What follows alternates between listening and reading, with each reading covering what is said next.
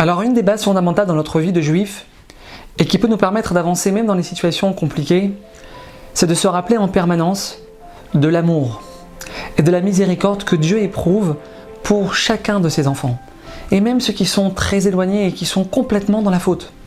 À tel point que le Baal Shem Tov disait que l'amour que Dieu éprouve pour le plus grand des fauteurs est incomparablement plus grand que l'amour que nous on a pour le plus grand des tzaddiks. Et ça, mes amis, on le voit très clairement pendant la période du Deuxième Temple.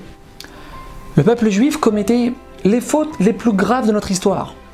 Et malgré ça, Dieu, par l'intermédiaire du prophète Malachi, va dire à son peuple « Ahavti etrem » je vous aimais.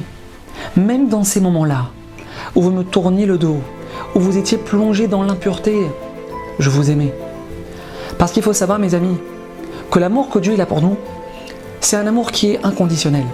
Un amour qui ne dépend ni de nos actions, ni de celles de nos ancêtres, ni de rien d'autre. Hachem, il nous aime pour ce que nous sommes. Et cette base d'Emouna, elle est fondamentale pour arriver justement à sortir de nos fautes.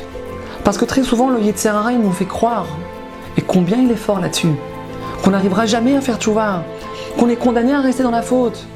Et là, mes amis, notre devoir, c'est justement de lutter contre ces pensées, en se rappelant de deux choses. La première, c'est ce que nous disait le Harizal, que c'est justement dans les domaines où on échoue, dans les domaines où on tombe, dans les domaines où on est faible, que se cache un potentiel extraordinaire. Et deuxième chose, se rappeler que Dieu continue de nous aimer, même après la faute. Et quelles que soient nos erreurs, Hachem, il nous tend tout le temps la main. Il attend qu'on revienne vers lui en permanence. On ne doit jamais baisser les bras. Parce que si la faute, elle a créé un voile entre nous et Hachem, la teshuva, le repentir, a le pouvoir immense de rétablir notre relation avec lui. À bientôt.